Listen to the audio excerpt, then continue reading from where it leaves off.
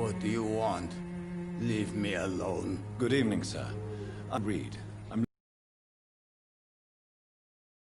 Playing here. Now goodbye. I'm afraid this medical leaflet says the opposite, sir. Really? Well, I'm afraid I'm going to close this door right now. Go bother someone else, Mr. Doctor. To enter that house, I must discover who this man really is. Maybe I could start by observing what he's up to.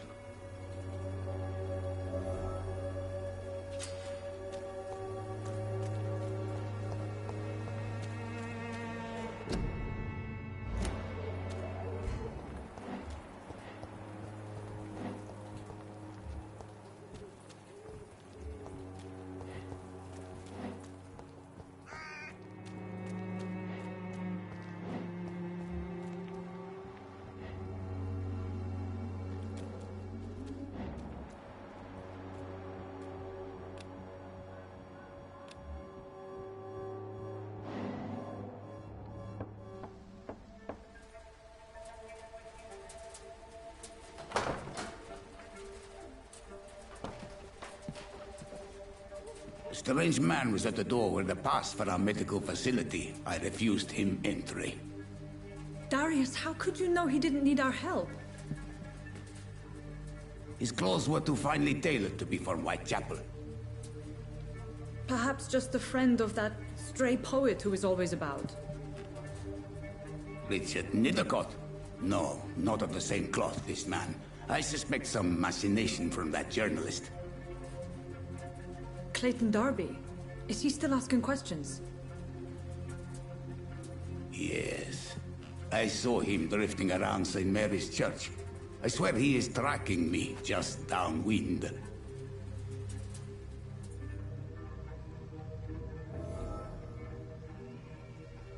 I must talk to that journalist or the poet. They must know about Darius. Nearby the church they just mentioned.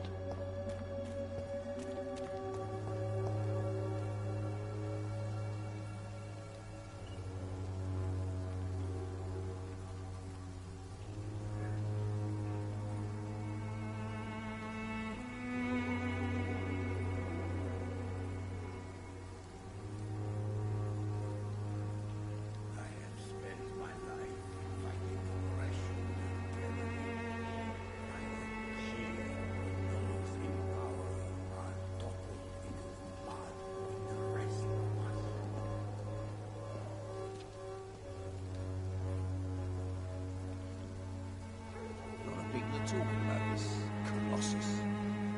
Perhaps I should look into it.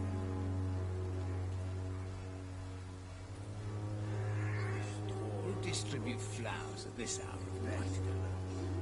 Strike down or bridge. This district seems to get uglier every year.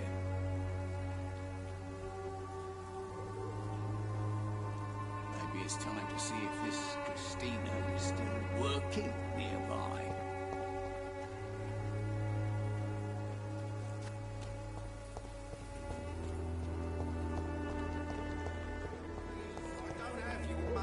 Come on. Barrett, you know the game. You paid. Welcome, sir. Please, take a browse of my wares. I am Dr. Reed. I would like to ask you a few questions, if you don't mind. Doctor? Interesting. I'm Barrett Lewis. Usually I don't have time to waste with talk, but at this hour of the night I can hardly refuse.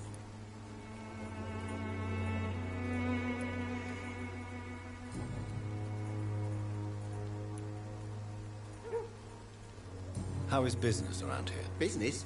I have no business. Between this racket, theft, and customers getting scared, I'm losing money every day. I see. Sounds like you blame someone in particular for your situation. It's no secret Joe Peterson spends his time harassing merchants. But with me, he's trying to put me out of business once and for all.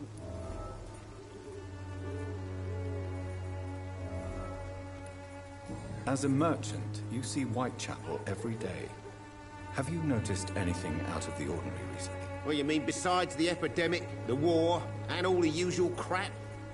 As long as I can remember, this part of town has been a bottomless pit, and no sign of the bottom yet.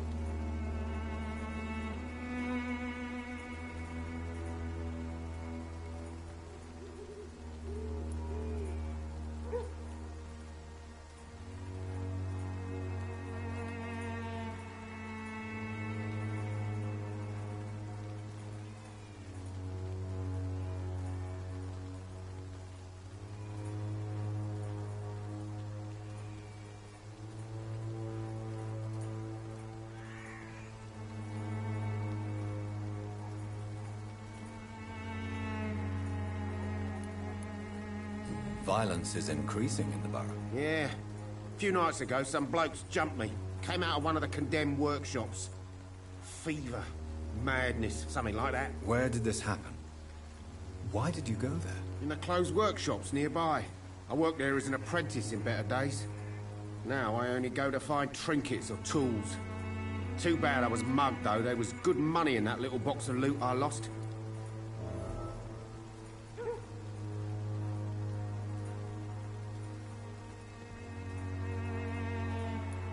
Have you been hurt? No, but that's only because I ran like hell.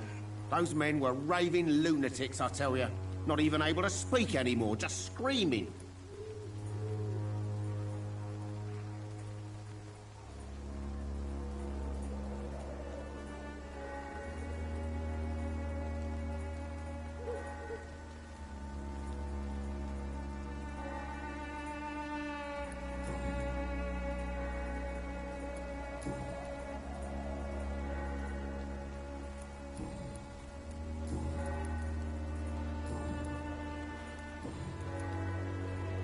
Have you heard of a nurse called Dorothy Crane?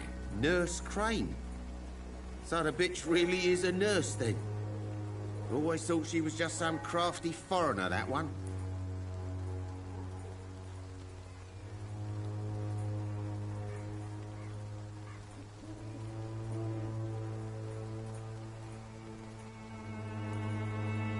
Yes, she's a nurse, and quite a good one. What did she do to gain such notoriety? Dorothy Crane ain't even a real name.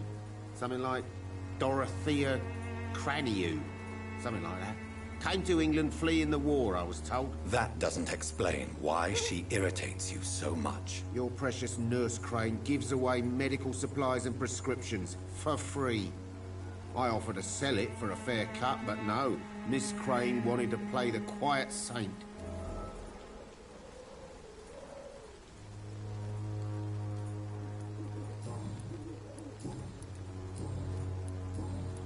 Goodbye for now, Mr. Lewis.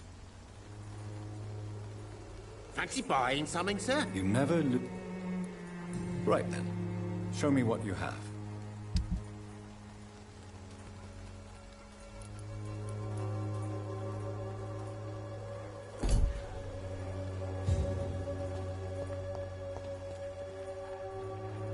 Excuse me, sir.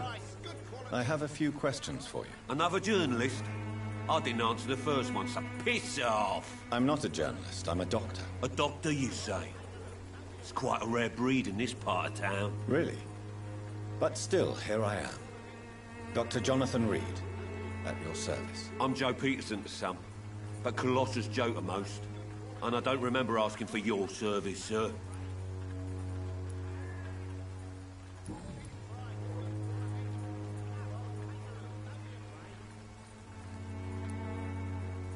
May I ask what you do around here? I do whatever I want, and sometimes even more. Now sod off. How did you become the local bully everyone is afraid of, Joe? There's no pride in roughing up poor bastards. But this is the only job I've found. And it pays well, too. A job? So you're racketeering for someone else? I got enlisted by the Wet Boot Boys, a gang from the docks. I'm their muscle for their dirty work.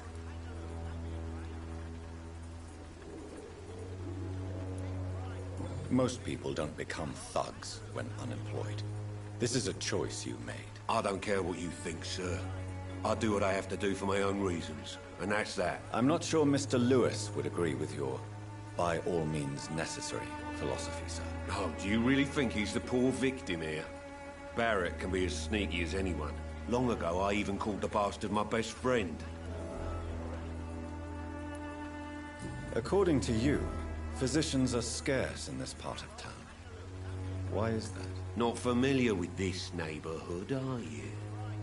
I guess your fancy colleagues are too afraid of being stabbed in the back. This part of town does have quite a reputation. Would you say it's justified? Totally. Look at me, for instance. I always look my opponent in the eye before knocking him out.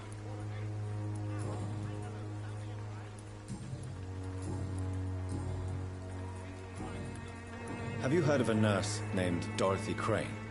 She's a colleague of mine, and is supposed to live around here. Dorothy Crane. Yeah, I know her. One of the few good souls who dare to help the sick around here. Could you please tell me more about her? She's a nice girl. Tries to help the migrants. I offered to give her a hand, but she said my reputation would attract too much attention.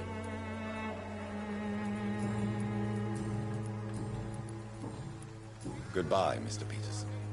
Come on, take a look. Don't be afraid. Cheap price, good quality.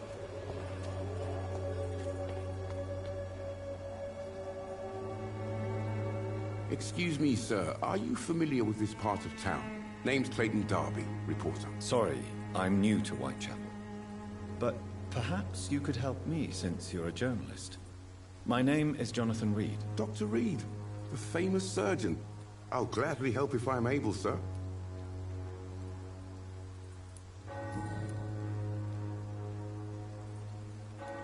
Why are the newspapers keeping silent about the Spanish influenza? It's as though none of you care. There's a war going on. People shouldn't be demoralized by news of deadly diseases. It's a disgrace. People are left to die alone.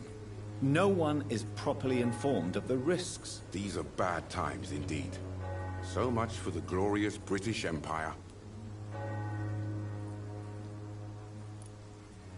What is a journalist doing in this borough after sunset? He goes where none of his colleagues would dare to go, to inform the country. So you risk your life to reveal the truth. I saw many reporters do the same during the war. Whitechapel is the crucible of so many untold stories and tragedies. I want people to know them. That's quite honorable of you. But is the public interested? Not at all, sir. And that's why I'm an independent journalist, hoping to sell some stories. Have you any idea of the danger you face in these streets at night? I've had to run and hide more than once from frenzied mobs incensed by the fever. Do you think the flu is really responsible for this, Doctor?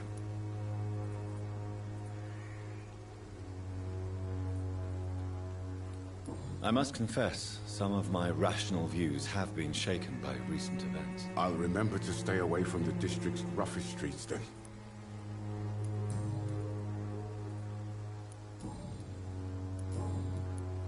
I heard you're investigating an underground medical dispensary in Whitechapel. What do you know about it? Not much, I'm afraid. They are wary of strangers, and I'm not really an acquaintance of theirs. Why do you care?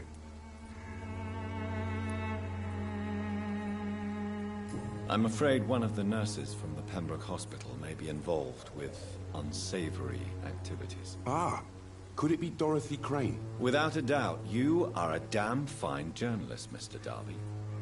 What do you know of her accomplice, a man named Darius? I don't know much about the man. He's very cautious. Never goes out. Doesn't seem to have any friends or family. He never goes out? No. A few days ago, he unexpectedly did. I followed him, but it was just a ruse to keep me away from his house. Really? How do you know? He went to the nearest mailbox, but just before posting his letter, he ripped it up and threw it away. He has no relatives at all? No, except for that strange man, a poet named Richard Nithercott, who sometimes comes by. Darius would never let him in. Where can I find this Mr. Nithercott? He spends most of his time lurking around Whitechapel, talking to himself or declaring verses. These days, you can usually find him behind the church.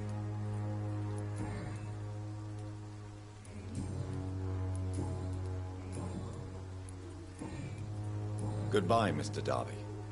Farewell.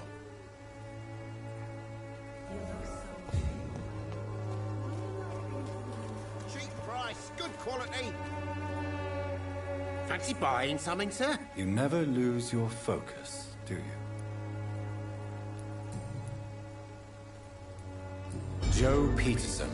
He's the villain here, isn't he? But you seem to know each other. I'd known Joe for years. I saw him box once or twice. He was a friend then. But these days, he's just another thug.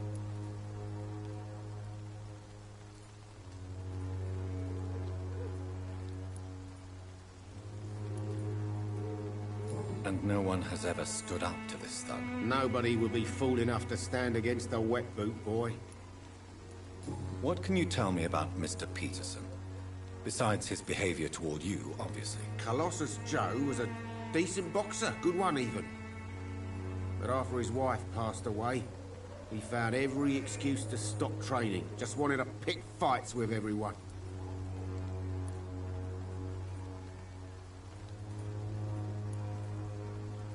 It's never easy to find a new path in life, especially after the loss of a loved one. But crime is certainly not the best option. We've all had some rough times, ain't we? But most of us don't use our fists to see us through.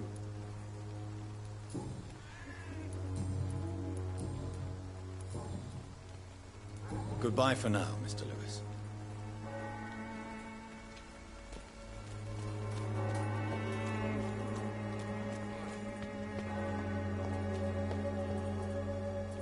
Forgive my interruption. Do not apologize, my son.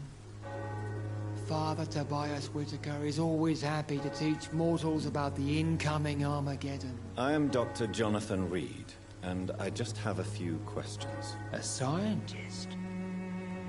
You are much more lost than I thought, my son.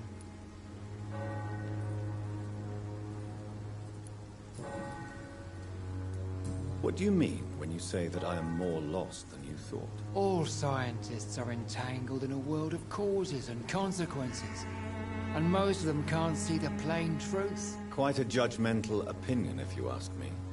But what do I know? Blinded by science as I am. But you are seeking answers, aren't you? Answers about the Armageddon about to strike the city. Answers about the hidden truth. Well, I suppose I can spare a few minutes listening to your so-called truth. As a doctor, you must be aware of the decimating epidemic. But let me tell you that this so-called Spanish flu is just the beginning of the end. What do you mean? The beast is finally revealing itself, corrupting the flesh and the heart of men. With my own eyes I have seen them, those minions from the abyss. Really? And what would be your answer to this biblical threat? We must fight the disease before this legion outnumbers us. But not with scalpels and microscopes. No. What is left then? Cleansing fire.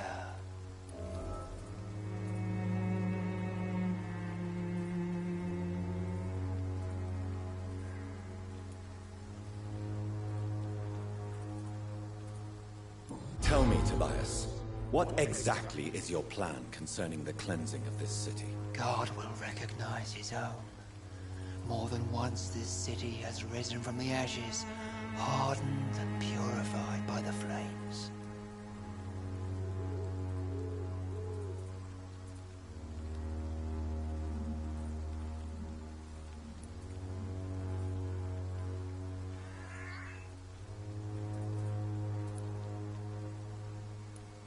Purification by fire has proved useful, but where do you stop? Burn the clothes? The buildings? The corpses?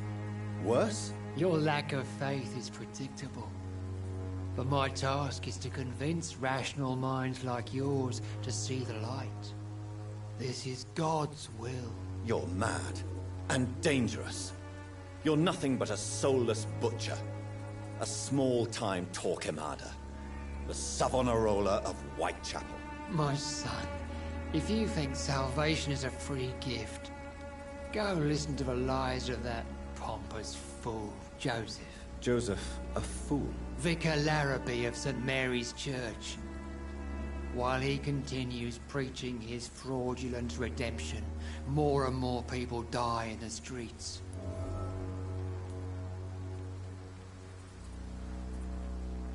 What do you mean when you say that I am more lost than you thought? All scientists are entangled in a world of causes and consequences, and most of them can't see the plain truth. Quite a judgmental opinion, if you ask me. But what... But you are seeking answers. I am. But the answers I seek are based on facts, not superstition.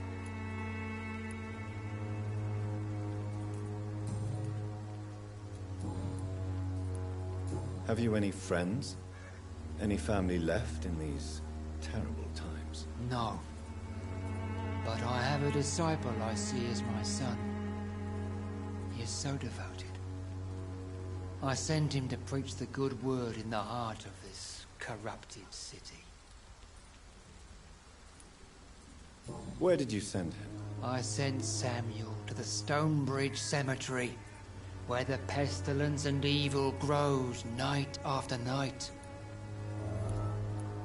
You sent him on some preaching crusade during the epidemic. As a true believer, Samuel will fear no evil while he walks through the valley of the shadow of death.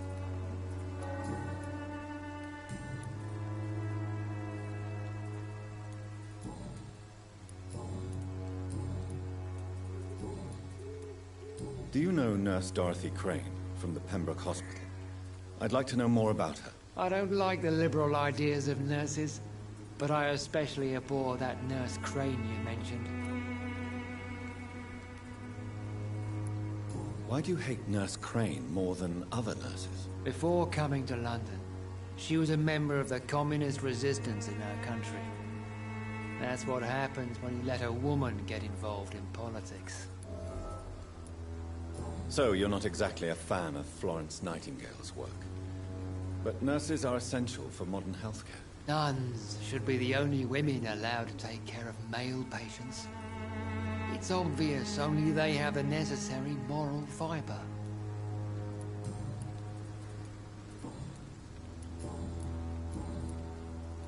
What do you mean when Also, quite a well, you, Well, as a doctor, what do you mean? the beast. I have heard enough. Goodbye.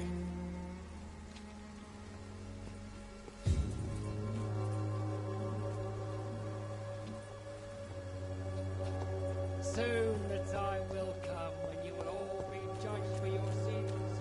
Even now, being judged for your...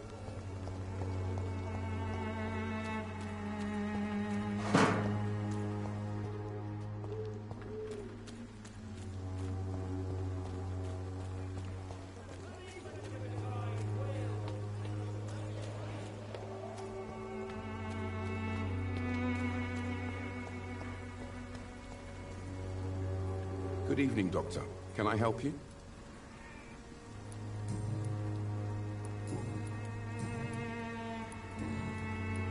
Goodbye, Mr. Darby. Farewell.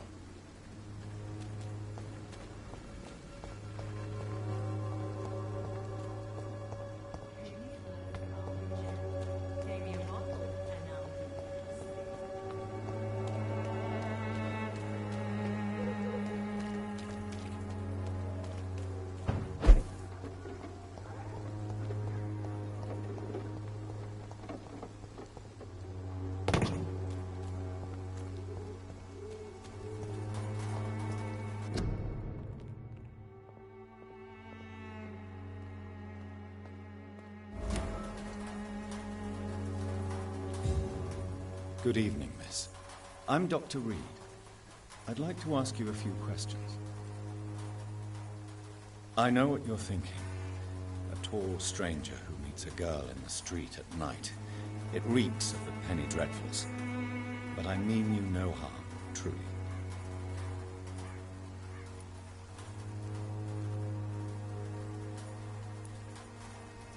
Melia, I know you work for Dorothy Crane. Please tell me about her secret dispensary. A stubborn and mute comrade. Nurse Crane and Darius Petrescu have been clever. I know you understand what I'm saying. Your silence has nothing to do with you being mute, does it?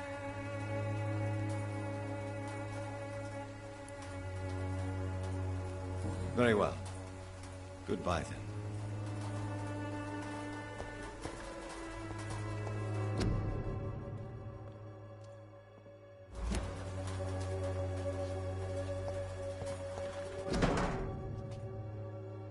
The content of Darius' letter to his children could give me more leverage to enter.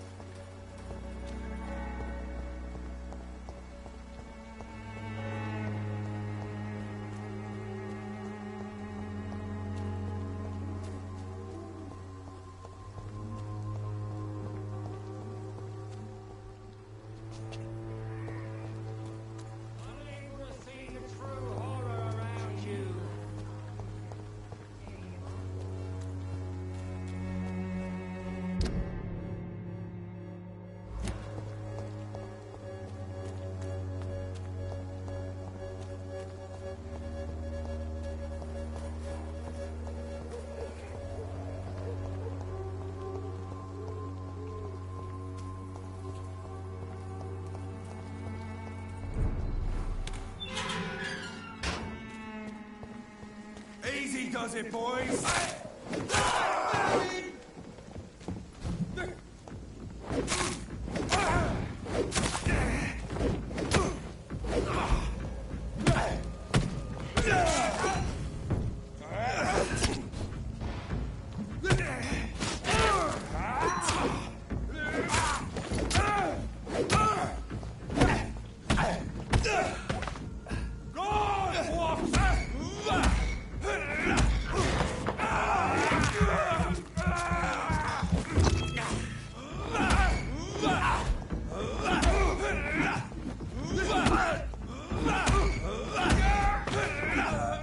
This man stunned me with his faith.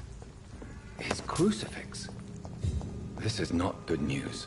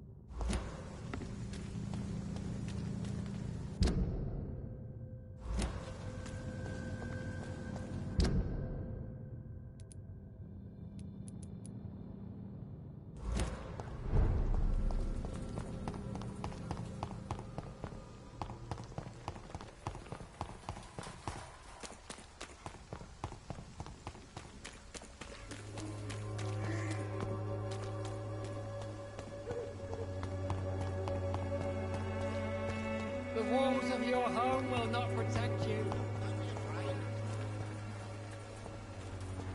Cheap price, good quality. Come on, take a look. Don't You again? What do you want this time?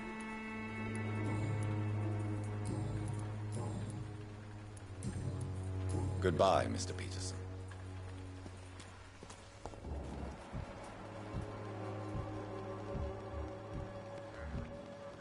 Joe, please, I don't have your money. Come on, Barrett, you know the game. You play for peace of mind. Can't you just look the other way this week, Joe?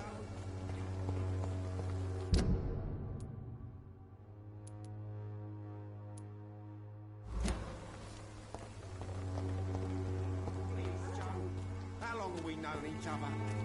We even used to be neighbours, for Christ's sake. I'd prefer not to give you another beating, Barrett.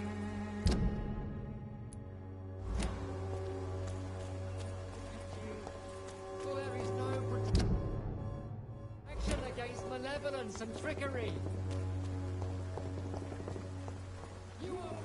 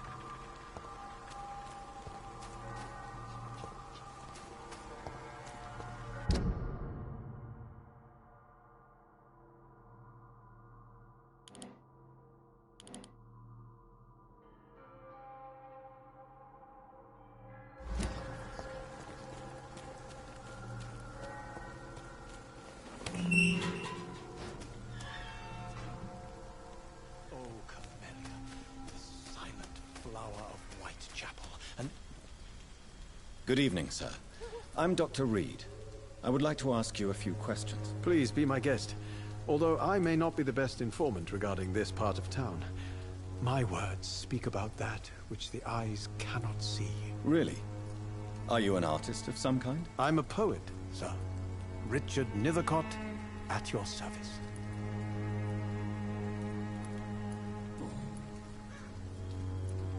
May I ask what you're doing at this hour of night, sir? Do you live here? Not at all. I'm just enjoying the pleasure of a quiet walk. Though night talks are always preferable, if you ask me. Especially with strangers.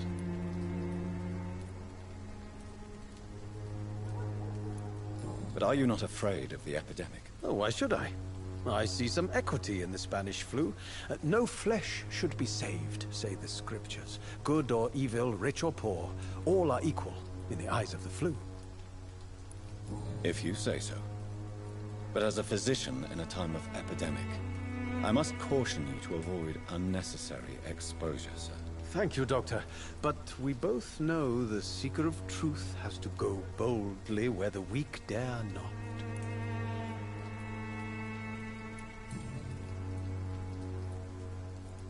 What are your thoughts on the terrible situation in this city? Terrible, you say? No. Of course, the death of so many innocents is a tragedy. But the scourge has not been all bad for the city. Oh, no, sir. What are you talking about? Do you remember London before the flu? Noisy, cacophonic, quiet nowhere to be found. And now, listen to this oddly peaceful silence. Yes. The enjoyable silence of the grave.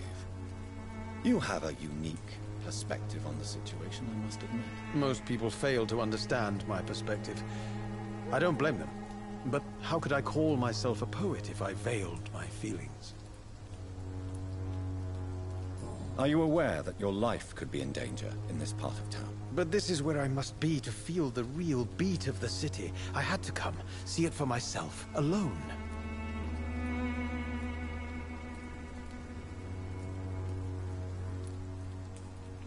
If some misfortune came upon you, who would be here to help you? Well, you for a start, my dear doctor.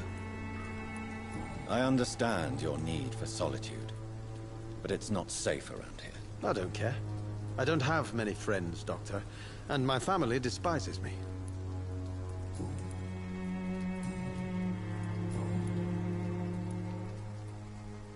Tell me, Mr. Nethercott, why seek inspiration in Whitechapel? The place is not beautiful per se, but how to explain it? Stirring and challenging.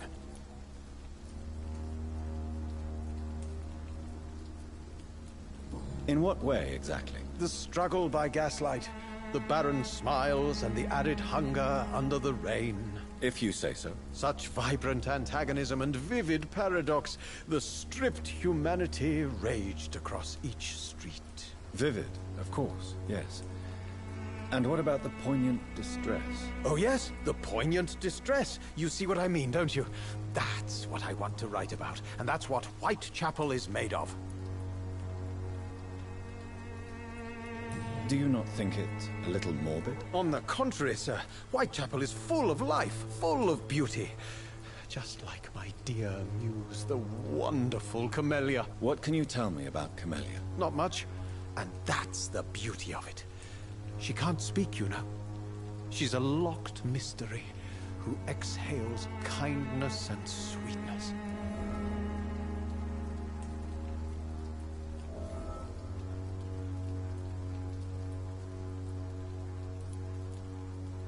Perhaps you're just afraid to find out the truth about your muse. One day, perhaps, I'll ask her to come with me. But will she still be my wild flower of Whitechapel if she moves uptown? And have you ever tried to learn more about her? Where she lives? How she survives? Whom she may know? Maybe I prefer she remains an enigma. Reality can be so dull, don't you think? Did you know the Mute Florist is a member of a secret society? No, I didn't. But I thank you for this information, sir. for it only enriches the mystery surrounding the precious camellia.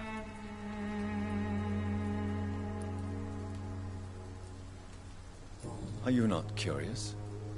Is there not more you wish to know? That girl has not an ounce of malice in her. Whatever she may be hiding, it's certain to be for the benefit of most, if not all.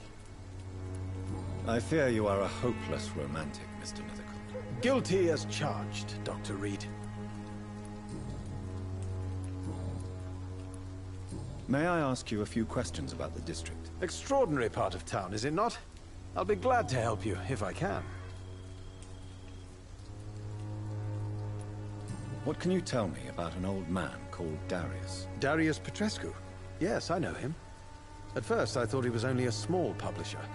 I invited him to publish my work, but his reaction was pretty clear. Not interested in your talent? Darius is an old political activist who takes delight in printing tracts and lampoons. Those communist activities only require mediocre writing skills. I'm looking for Dorothy Crane, a nurse who lives in this vicinity. Dorothy Crane. Oh, I love the name. The Crane of Whitechapel. Sounds very mysterious. But, sorry, no, never heard of her.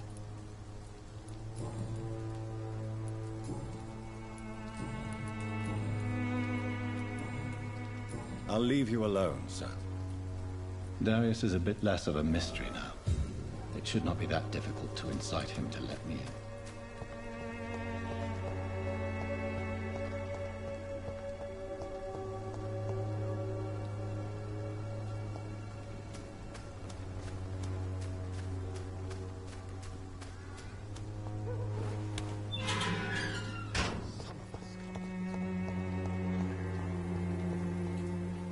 Hello again, miss. Tell me about Richard Nithicott. I understand he is quite fond of you, Camellia. Very well. Goodbye, then.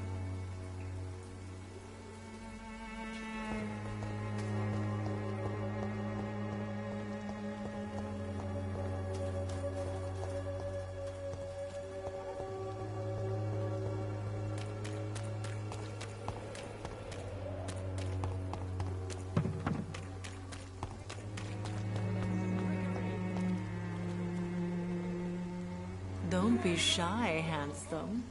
What can Christina do for you? I'm not looking for what you're selling. But I'd like to ask you a few questions, if I may. I'm a doctor. Dr. Reed. All right then, but be quick. Though I usually get paid when I open my mouth.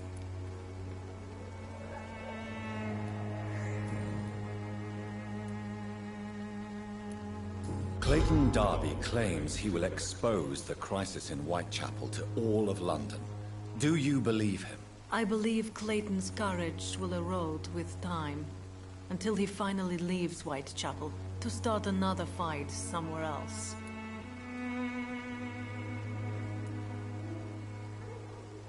Are you talking from experience? I've seen your type come here to get a good fuck in a cheap room or a dark alley before going back to their fancy houses in the West End. Why this skepticism? How can you speak about starvation if you've never been hungry? Or about poverty? Or anything else you have never suffered from? Christina, have you been examined?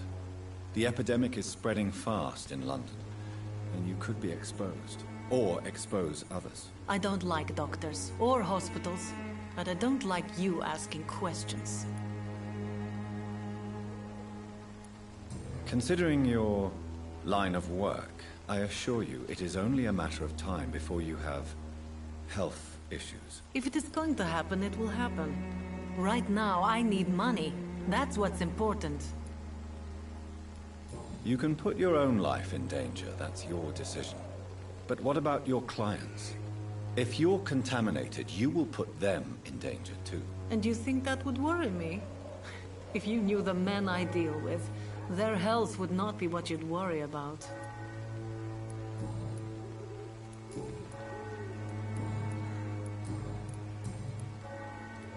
Tell me about yourself. Are you joking with me? People don't usually come to see me for conversation. I have no interest in your work. I am, however, curious as to what led you into this career. Short story. The war, exile, and England. This country is not especially welcoming. I've been refused many jobs because of where I am from. I had few options left.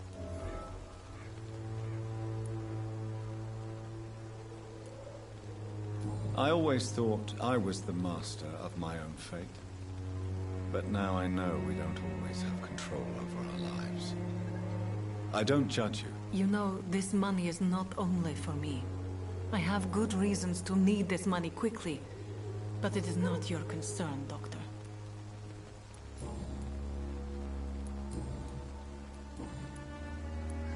Do you know Nurse Dorothy Crane from the Pembroke Hospital?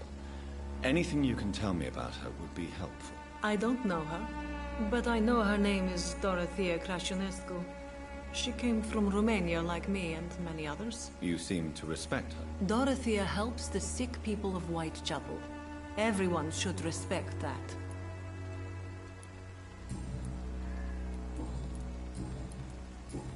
Goodbye, miss. Take care of yourself as best you can.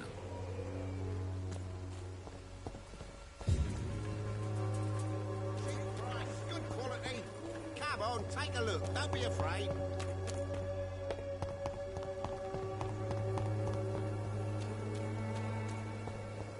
This district seems to get up.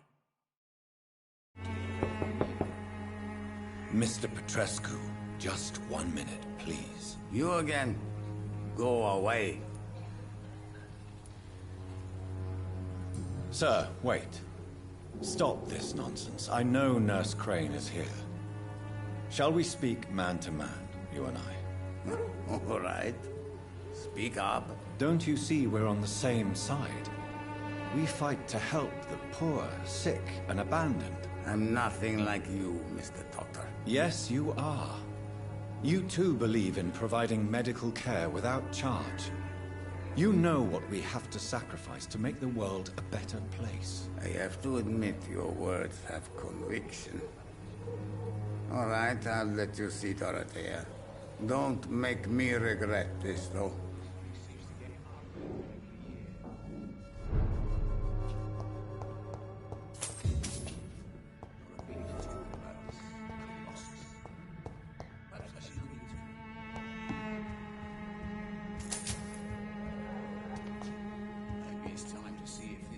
If you want to talk to Dorothea, you must go across the courtyard and take the stairs. We've not been formally introduced.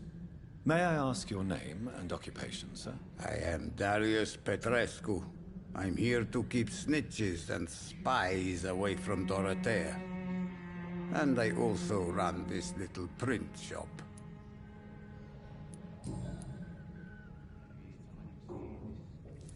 So Dorothy's real name is not Crane? Like myself and many people in this area. Dorothea is from occupied Romania. That's all you need to know. She seems important to the community. More than you can imagine. The West End does not want to hear of Whitechapel's misery. Dorothea is one of the few doing something about it. Tell me everything you know about Camellia, the mute florist. I do not believe in the afterlife, Doctor, but I'm almost convinced Camellia is an angel. She volunteered to give out our medical leaflets. Who is she, really? Do you know where she's from? She's not from around here, that's all we know. Camellia is not even her name. It's her favorite flower. You say she has no close family? Well, there's that awful poet who constantly follows her around like a lost puppy. A good man for sure, but a very poor writer. Are you not worried for her safety? She is as brave as she is tough, and clever too. If only I had met her when I was younger. Are you in love with Camellia, Mr. Petrescu? Don't be stupid. If I had met her when I was younger, we could have won our revolution.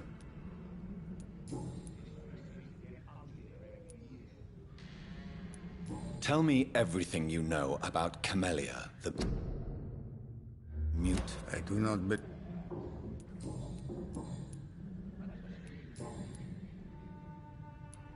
Do you have any family left, Mr. Petrescu?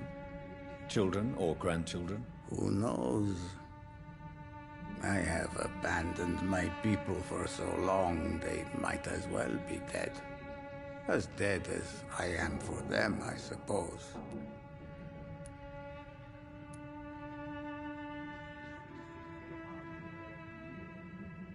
Don't be embarrassed, sir.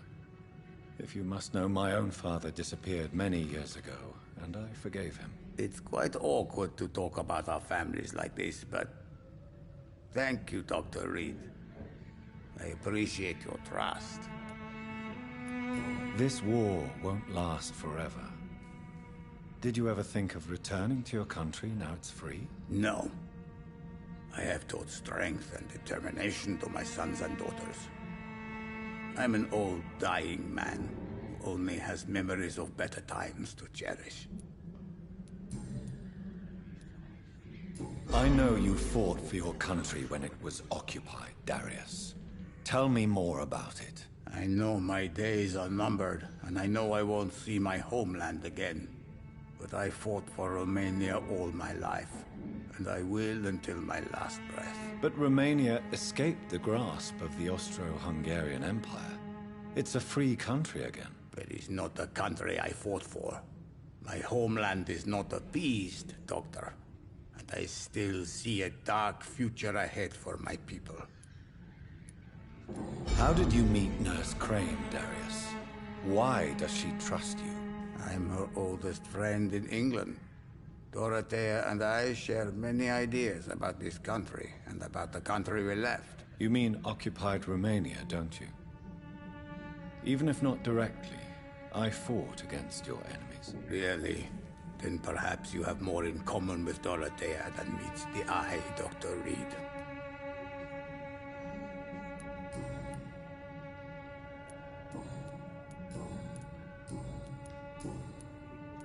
Goodbye, Mr. Petrescu.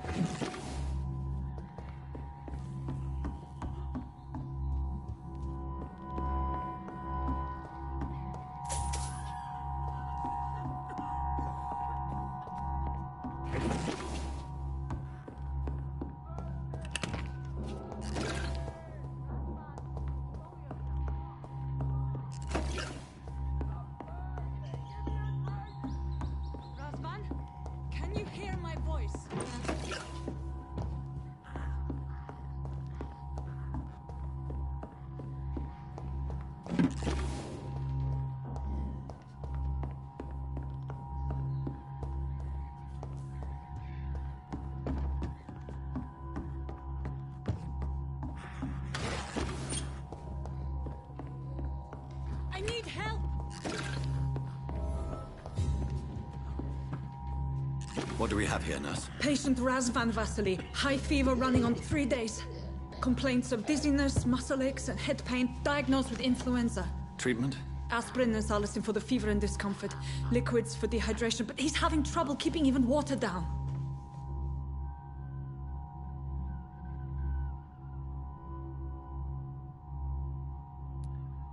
Thank you, nurse. Anything else I should know? He did lose consciousness this morning, but he's never had convulsions like these. He's not convulsing, he's choking. He's not getting any air. Scalpel! Hand me that scalpel! What can I do, Doctor?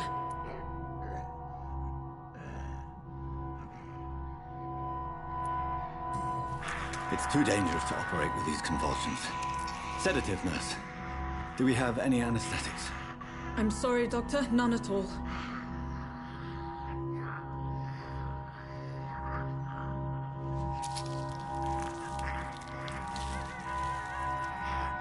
I need to perform a tracheostomy. Short pipe. That rubber tube will do. We're going to cut a passage for air through the neck. Yes, Doctor. He's breathing again, but he's coughing up blood.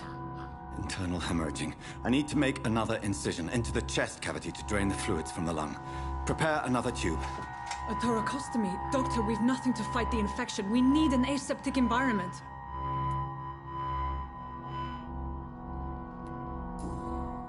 Right then, Nurse Crane. What do you suggest we do? I've no idea. I'm not the doctor. Time is of the essence. We need to perform a thoracic drain. Yes, Doctor.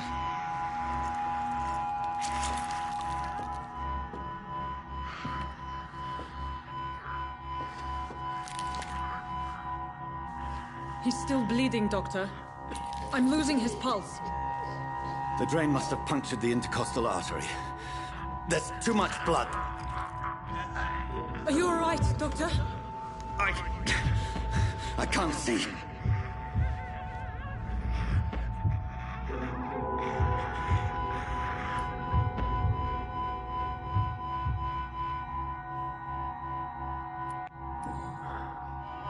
I must first suture the artery.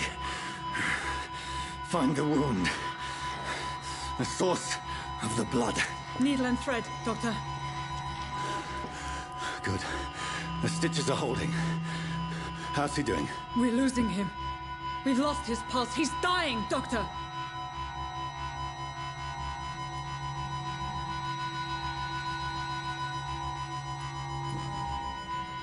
Cardiac massage, now. Cardiac... What? Are you making this up as you go along?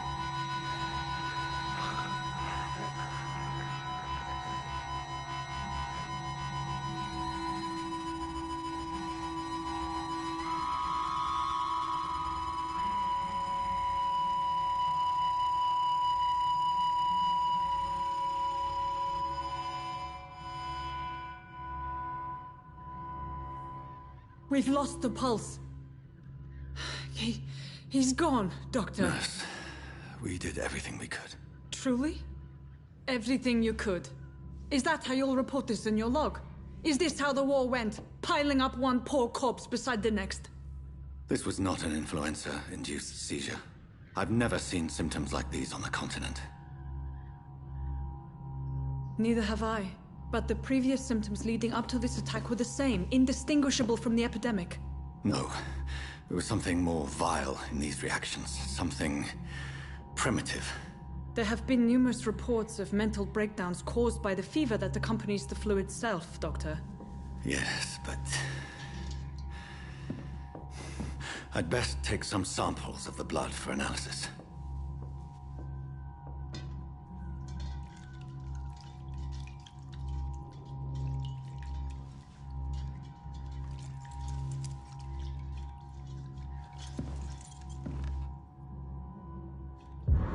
You're here to test my bedside manners.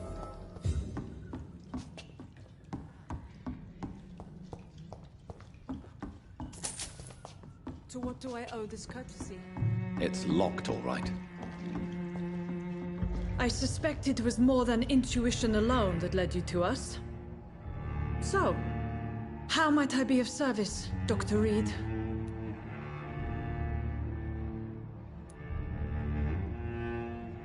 I've come to put an end to this insufferable blackmailing, Dorothy. Doctor, you think your warnings scare me? I've stolen and plied, blackmailed and lied, but what else am I to do? I'm all these people have.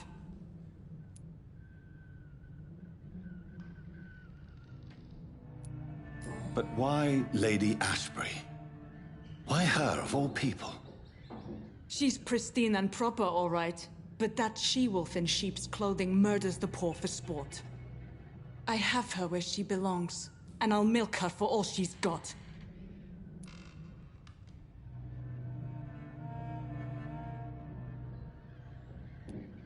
Dr. Swansea is a sensible and honest man.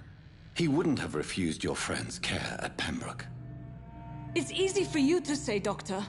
These people cannot go to the police, nor to the hospital. They don't even speak English. They depend on me for everything.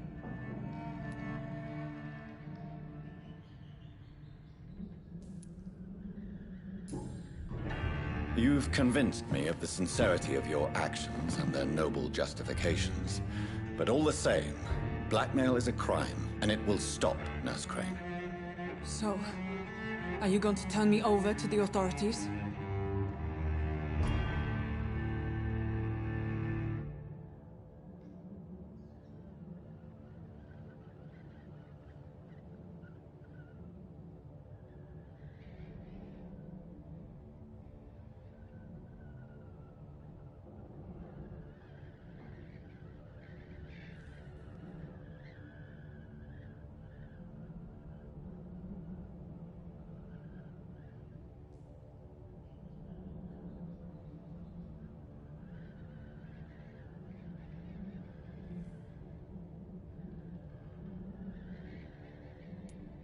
Listen very carefully, Dorothy. You will erase from your memory everything you pretend to know about Lady Ashbury and Pembroke Hospital. Let that rich bitch off the hook over my dead Nurse body. Crane, enough. Listen as if your life depended on every word. I know you've a generous heart who gives freely to those in need, but you shall walk away from the shadier streets of your business. I will never abandon... Dorothy, the discussion has come to a close. Your clandestine activities in the Resistance are over. Let it go. I'll let it go. Yes. All gone.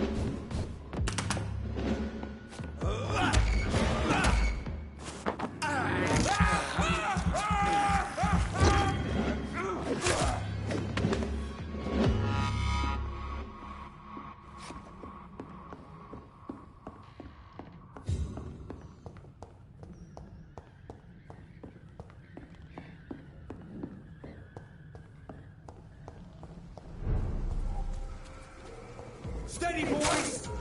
No one ever near! Bloody leg! High grenade!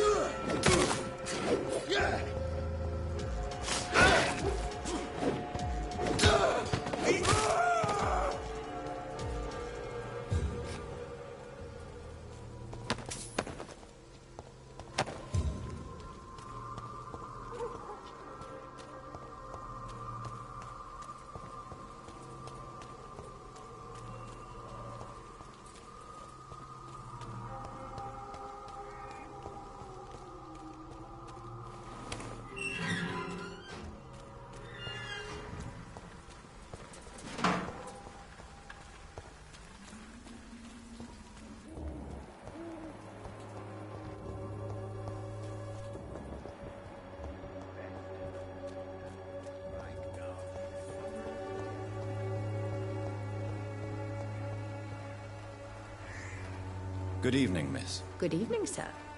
Are you interested in a miraculous cure for this unknown and deadly epidemic? Actually, I am. Then you have come to the right place.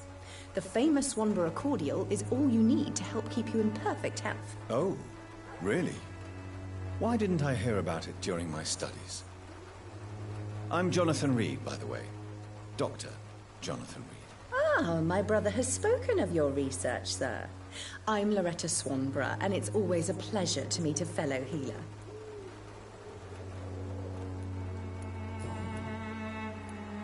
Tell me, who intrigues you most in Whitechapel? The region itself is something to see, but I would say Camellia the mute florist who gives away her flowers.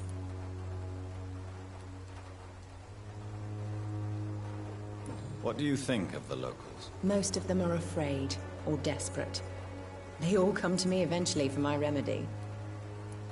Is there anyone I should avoid? Cadogan Bates, without a doubt. The bloody bastard remorselessly exploits poor migrants as soon as they get here.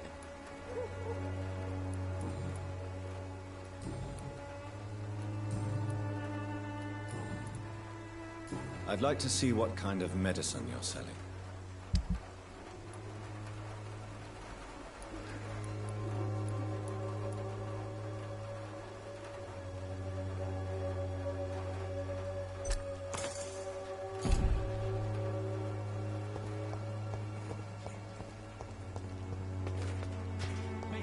I'm not dying in some piss-stinking alley reeking worse than a week-old lavvy, boy.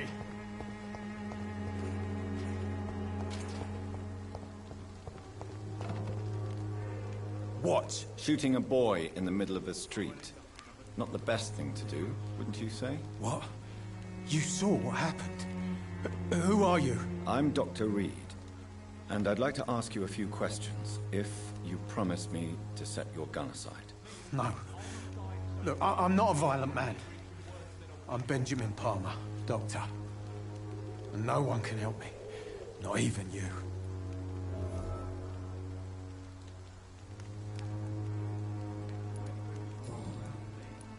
What can you tell me about this place? Nothing to say, really.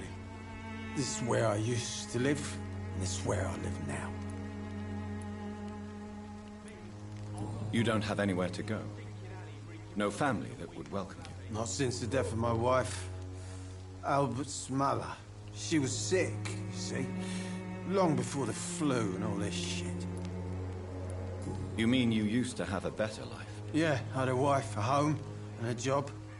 I even used to have a name. Now I'm just Ben. Ben the Tramp. Perhaps you could focus for a moment and tell me your troubles. I'm sick, broke, and my son just stole my pills. Everything's coming up roses.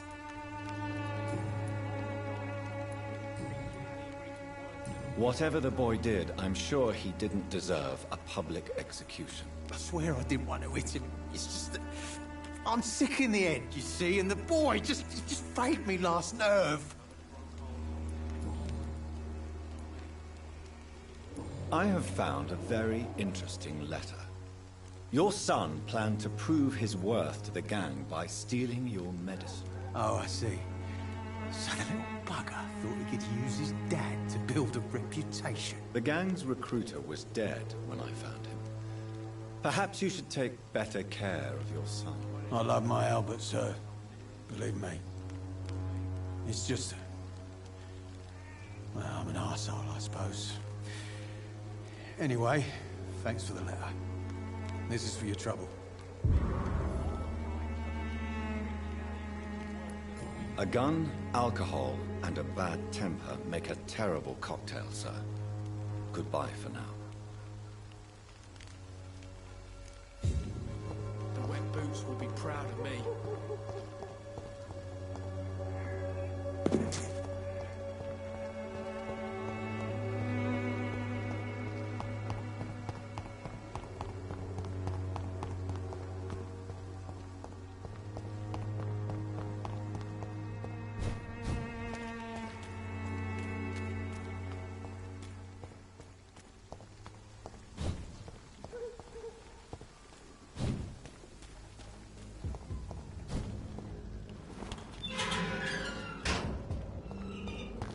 Human blood. Whoever left these marks did so deliberately. Crush the leaves, boys!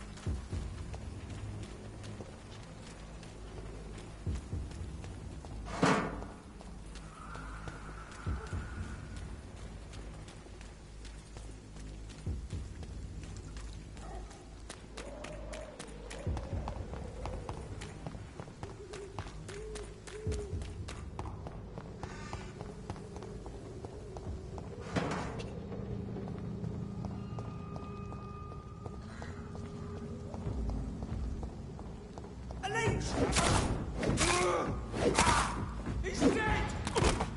Filthy piece of shit!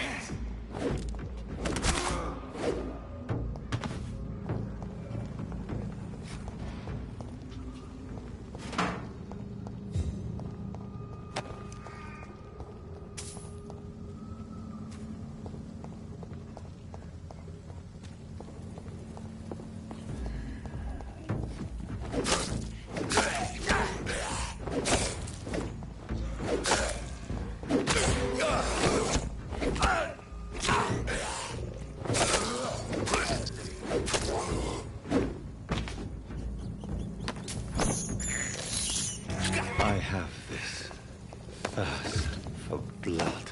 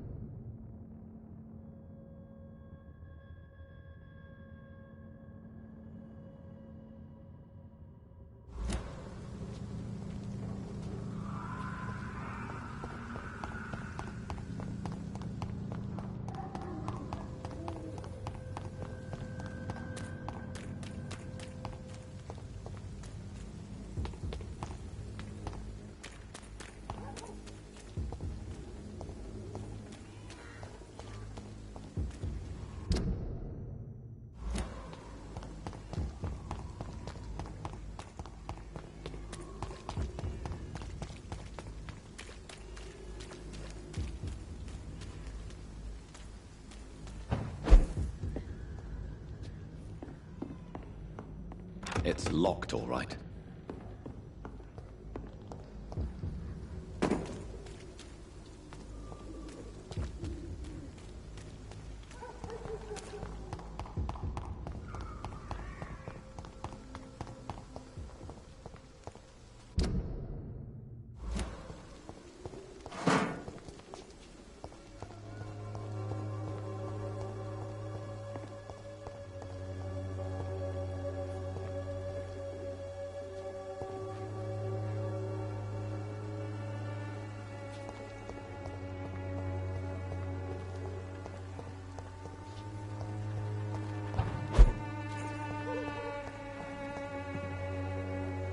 Are you all right? The bastard hit the wall next to me.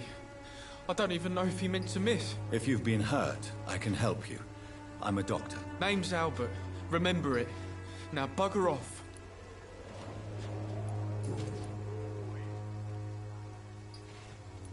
What happened? Did you really steal that man's medication? Hey, I didn't do anything. It ain't me.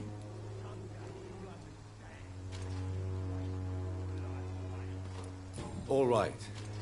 Perhaps the poor drunk just confused you with someone else. Sod off, mister. You ain't got no clue what's going on here. Bastard was a soldier in the war, so now he's got the right to shoot me. It's true. I'm not familiar with this part of town. Perhaps you could help me. I said sod off. Go find yourself another guide.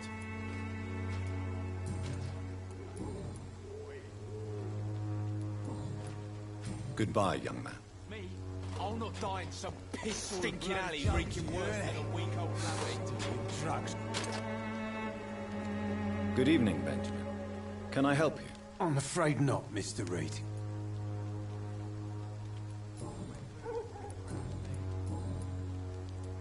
What is it, Benjamin? It was the war, wasn't it? Your nerves are shot, aren't they? I need some answers, Private. From one soldier to another. The doctors called me a liar. A coward. Put me in a straitjacket, locked me up. Finally, they sent me back to the front lines with a handful of tablets.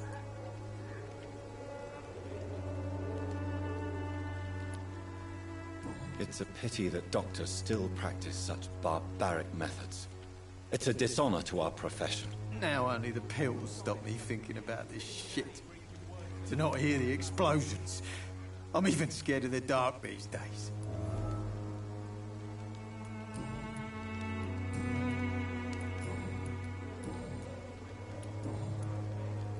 A gun, alcohol, and a bad temper make a terrible cocktail, sir. Goodbye for now. I won't end up another drunk arsehole littering the streets. Not me.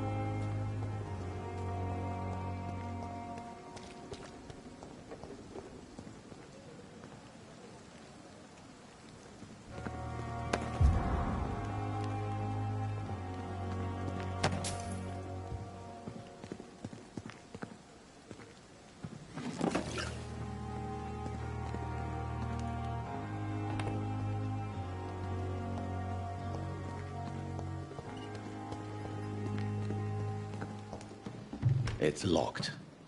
I'm sorry you ended up in a cold medical range, sir. I'm very angry about this unfair situation. I managed to arrange to have you buried in the same mass grave as your wife. I hope that might help.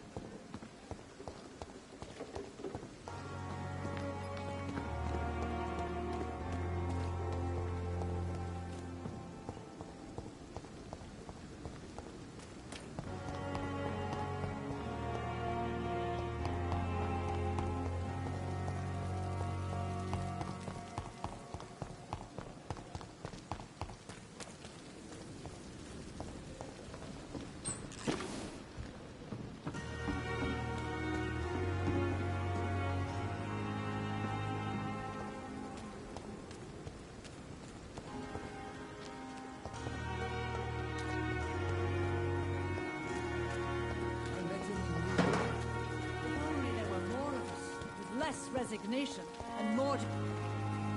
Good evening, Dr. Tibbets. Dr. Reed, any good news to share?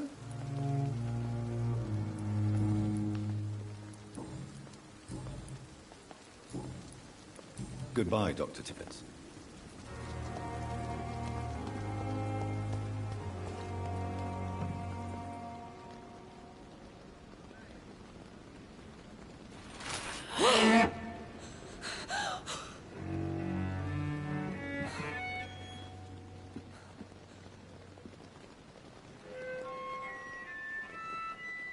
I would ask you to avert your eyes, sir.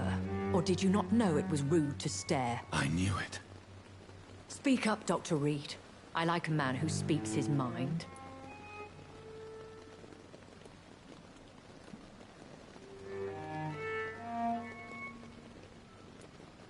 Hiding your true appetites behind a facade of compassion. Bravo. Very clever indeed. Spare me your sarcasm, Jonathan. You are but newly born in this world.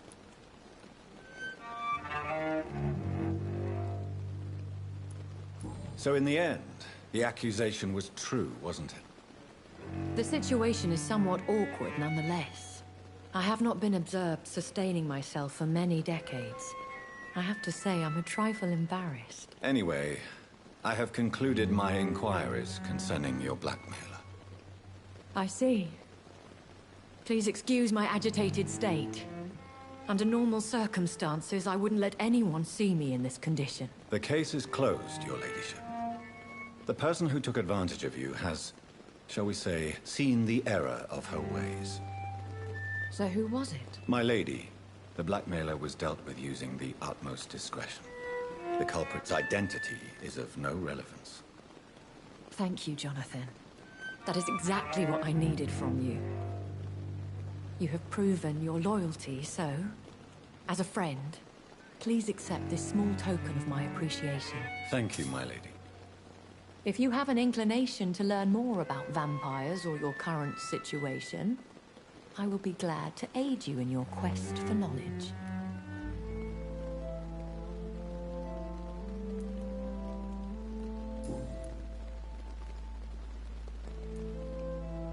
Why does Dr. Swansea allow you to feed on the patients of the hospital? Dr. Swansea is a good and compassionate man. He is trying to find a solution for our hunger.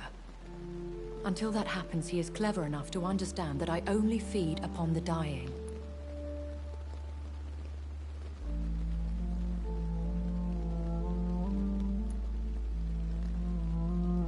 And no one suspected you of the murders. As you well know, suspicion has recently fallen on me of killing for pleasure. But you have my word, Jonathan. I take no pleasure in taking a life. What do you know about this Brotherhood of St. Paul's Stole? The Brotherhood is well known amongst London vampire society. As long as our kind is discreet, and as long as they do not interfere, we have come to a mutual understanding. Why did you save me in the canning factory? I could hardly stand by and watch such a promising young blood as yourself be torn to shreds by some gutter scowl.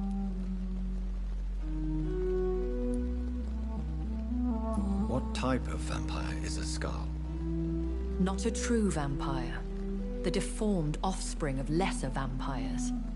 It is a shame these creatures run wild, slaves to their baser instincts. William Bishop wasn't the vampire that created me, then? No, Jonathan. Whatever their strength and demeanor, Skulls are the progeny of careless vampires. It cannot be the other way round. I know this is beyond the pale, but may I inquire your age? Really? And I thought you were gentlemen. If you must know, I'm 27. I've been 27 for a long time now, and 27 I shall remain.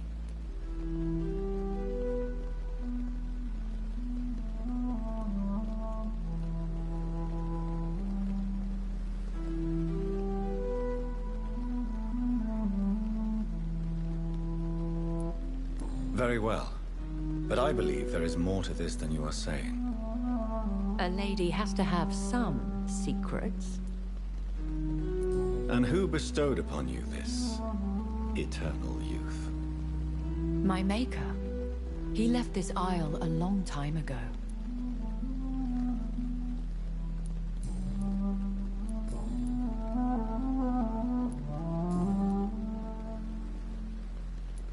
I've been away from London and England for 3 years.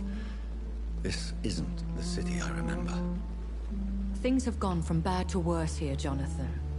I've lived in this city for a long time, and I've never seen it like this. The Spanish flu has hit London that bad? Yes, but it's not just that. I've heard things. Things I've not heard for a very, very long time. There are whispers in the shadows. Something far worse than the Spanish flu is here in the city. What is it you fear? Fear has long since flown this form. But there is something malevolent circling us. I feel fear is merely waiting in the wings.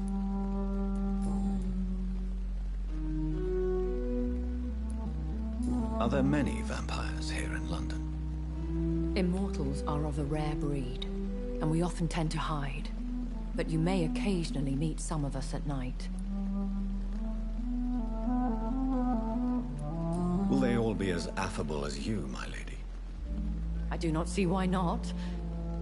But remember, even the shark smiles before he bites. That sounds like a lesson from experience. Vampire politics are as intricate and sometimes tedious as a game of chess in a gentleman's club. I've learned from experience it is best to decline to play. Do you know any of them? Have you an idea of the identity of the vampire who attacked me? You mean your maker? No, Jonathan, I have no clue. But I fear he or she is as careless as cruel. To let you discover your new condition by yourself. What do you mean? Every now and then, you may discover an immortal in the deep of the night. But we are a rare and reclusive breed. Our progeny is almost never accidental. When I awoke, changed, I was chased and attacked by vampire hunters. Prepared and well-trained. Though I can't be certain. More than likely, it was the once glorious Guard of Priwen. Once glorious, but still dangerous. They have seen better days, but all fanatics are dangerous. You would be wise to stay clear. They are sworn to destroy our kind. You make them sound like some sort of cult. More a society. And like all the best ones, a secret society. I thought them almost gone, but it seemed they have been recruiting.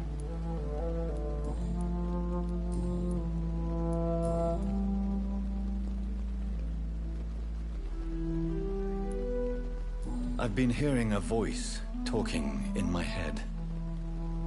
Is this some kind of insanity? It feels like the voice of the vampire that created me. Hush.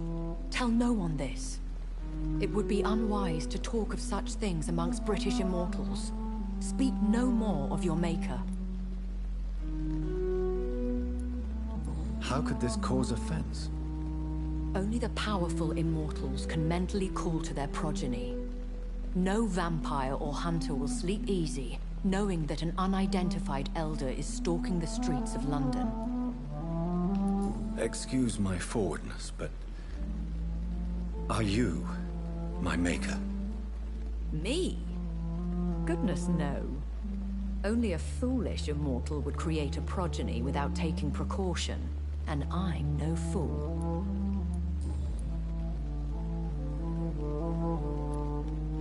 A vampire? Is that what I am? What we are? Such a crude word, defined by penny dreadfuls and drunken hacks. No. You are now an Ekon, and that you shall remain. So we are Ekons. How can I identify us amongst other vampires? How to put it?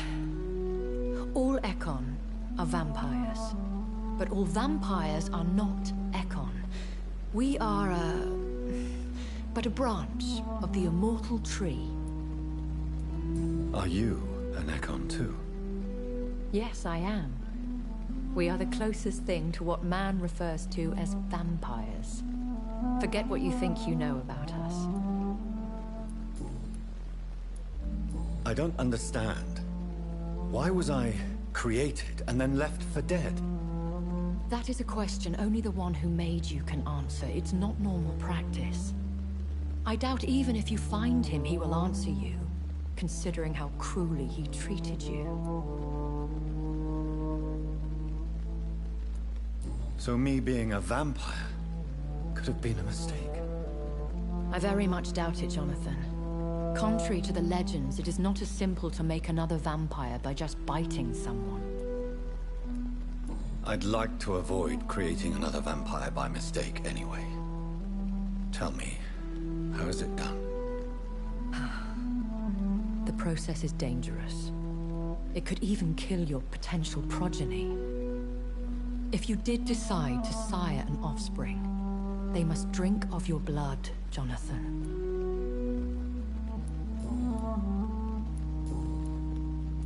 I bid you farewell, for now, my lady.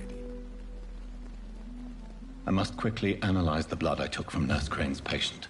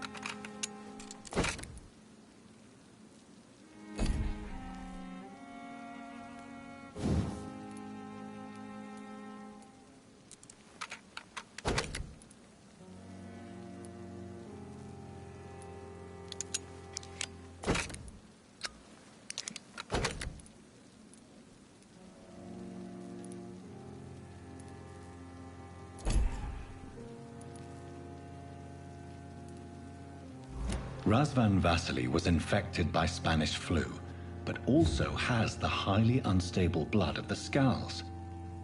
Is the London vampire epidemic transmitted through the flu? I should talk to Dr. Swansea about it.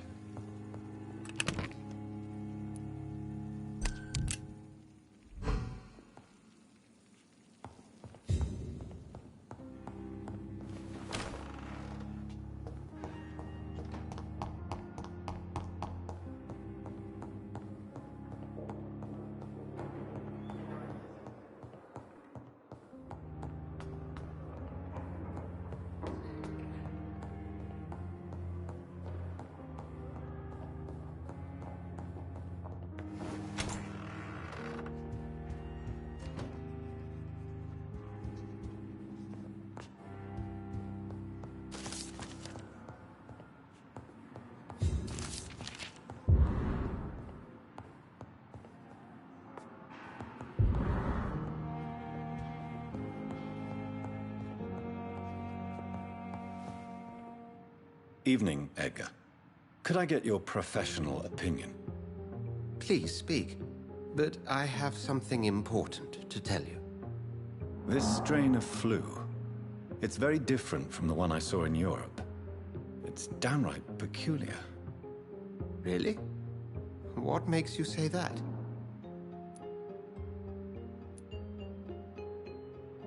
I've just looked at the blood of one of our recently deceased. I see. Do you have anything more to go on? This disease spreads and looks like the Spanish flu, but its effects differ greatly. The London strain is different from the continental one. This is very interesting. Did you find something else?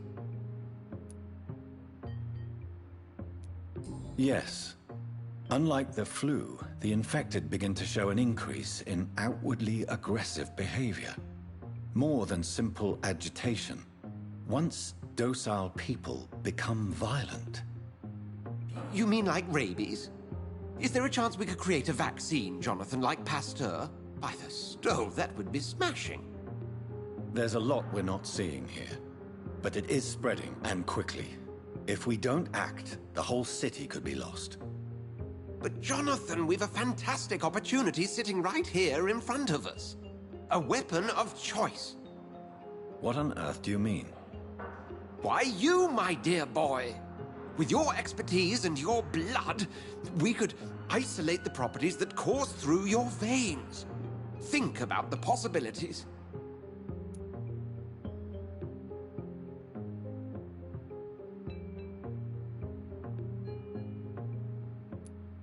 I admit it did occur to me. Blood seems to be the common factor in all of this. I totally agree. We're in uncharted territory here.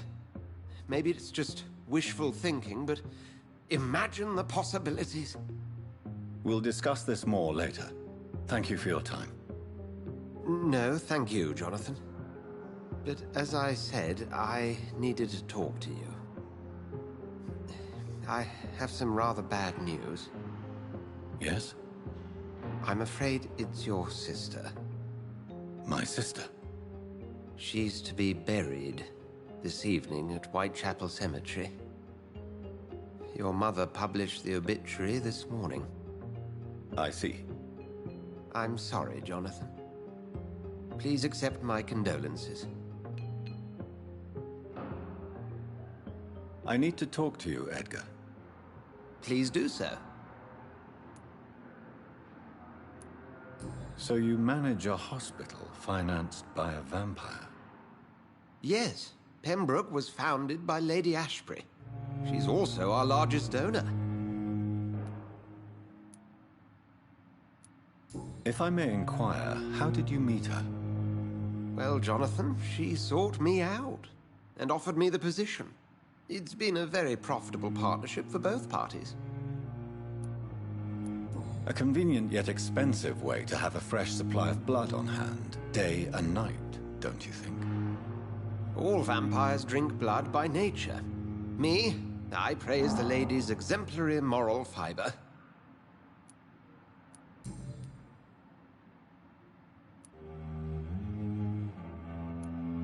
Do you know anything about the vampire hunters in the East End?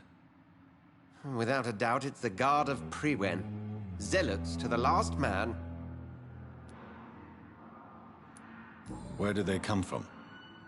Once they shared the Brotherhood's ideology on non-intervention. But they concluded vampires were a scourge. They're definitely well organized and equipped. They're extremely dangerous and not to be trifled with. To them, you're a feral beast, and I, your accomplice. Nurse Crane will not be returning to Pembroke Hospital. Oh, really? Did something happen? She seems such a very capable woman.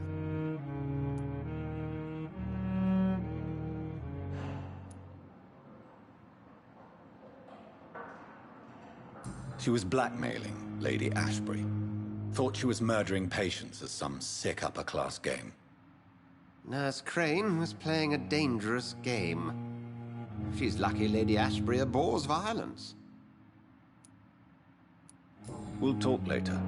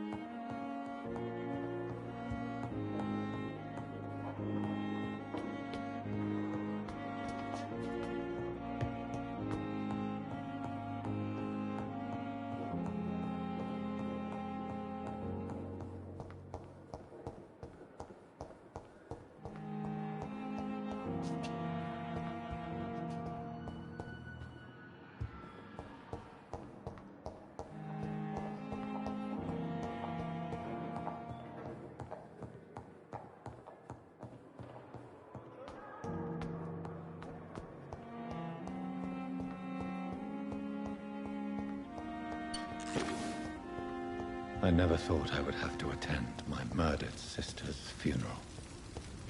Mary, I can't forgive myself. I'll find the truth about what happened to us. I swear.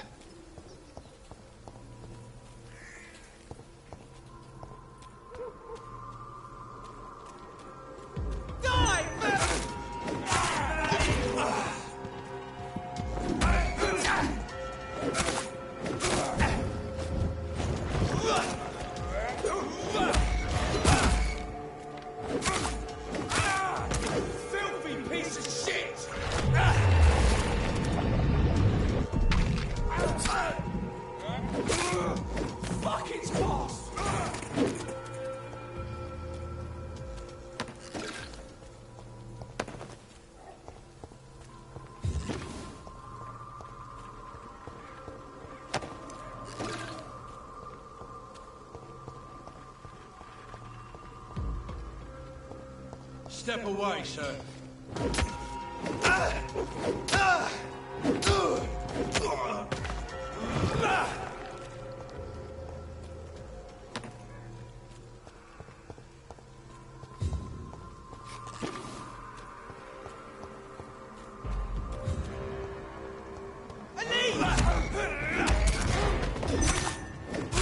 Watch it! It's a killer! Over there! There's one of them!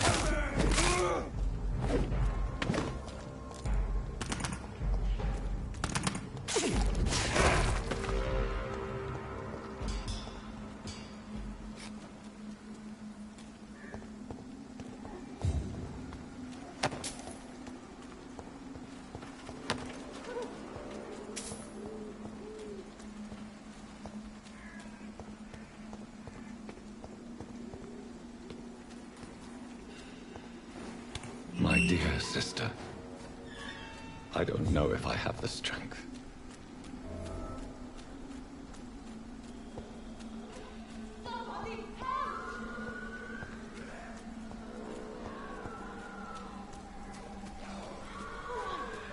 What do you want?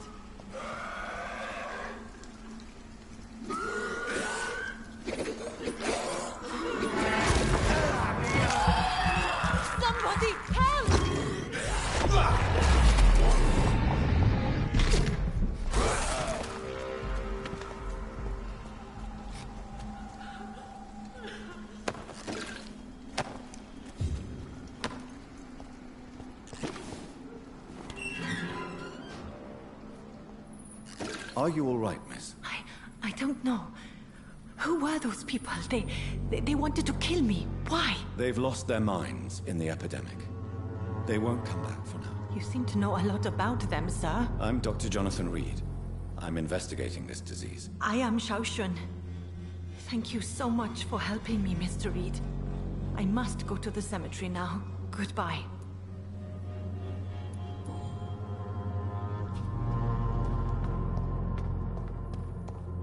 It's locked or carnage.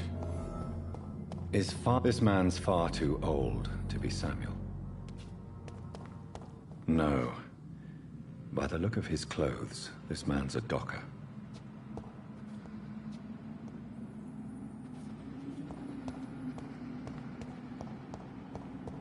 Samuel isn't here. I had better follow the blood trail.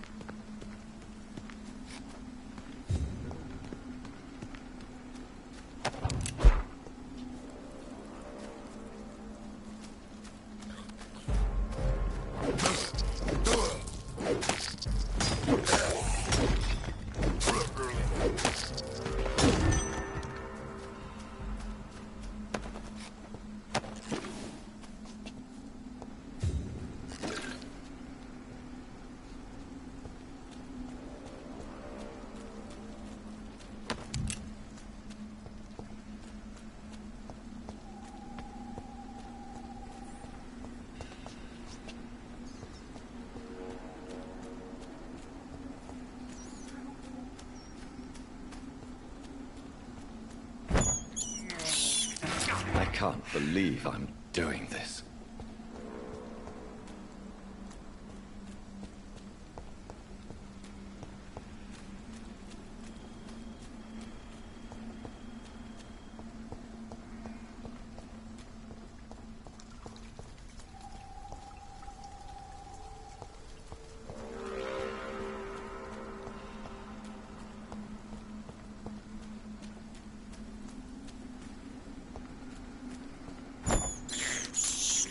I have this thirst for blood.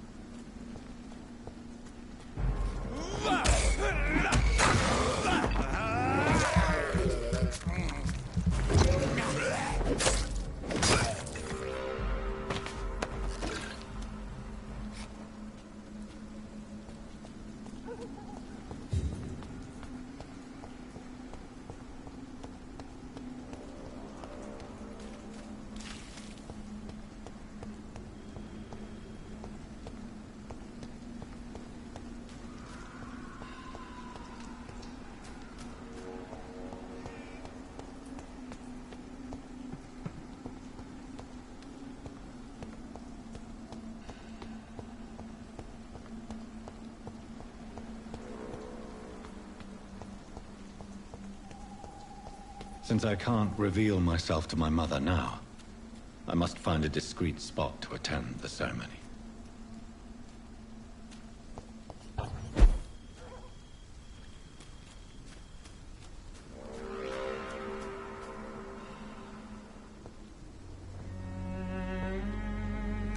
I am the resurrection and the life. He that believeth in me, though he were dead, yet shall he live. And whosoever liveth and believeth in me shall never die. We commend unto thy hands of mercy, most merciful Father, the soul of our sister departed, and we commit her body to the ground. Earth to earth, ashes to ashes, dust to dust.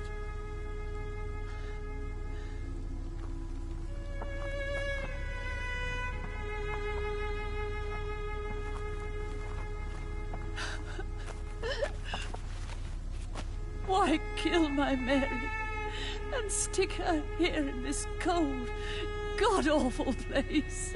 These are the legal requirements for the epidemic, madam. Oh, Avery, I feel so tired. Please take me home. Yes, madam.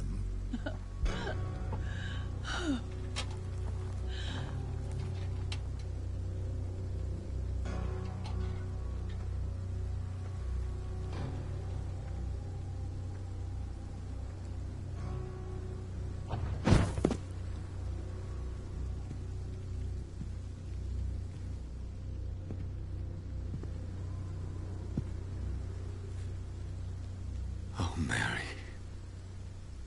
What have I done?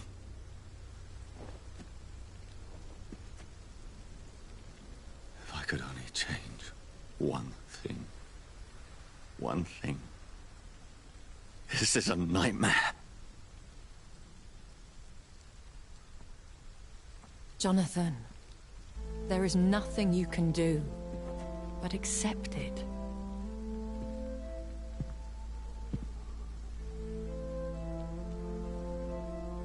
What brings you here?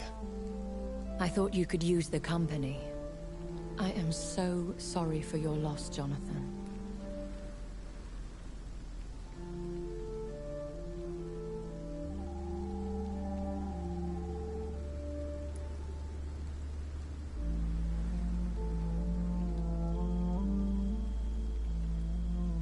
She was a good person.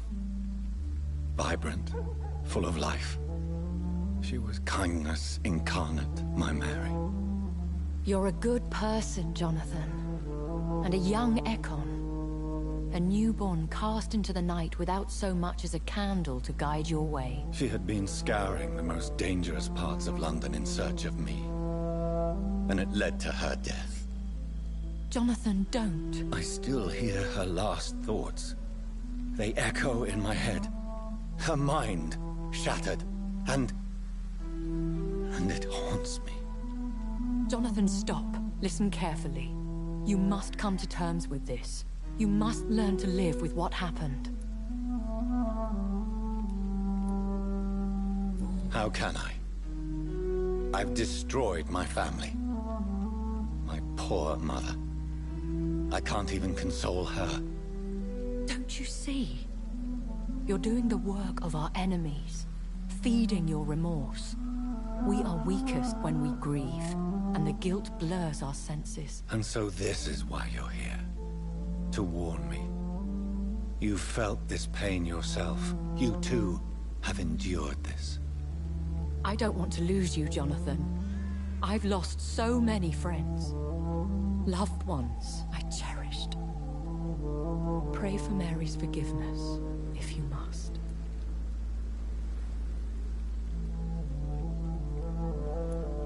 You may be right. Of course. I've stared upon this world for centuries, and time has taught me to deal with guilt, if not erase it. What should I do then? St. Mary's Church is not far from here. Go there and make your peace. Find the solace you need. My lady wants me to confess. No, Jonathan. It's you who wants to confess, I think.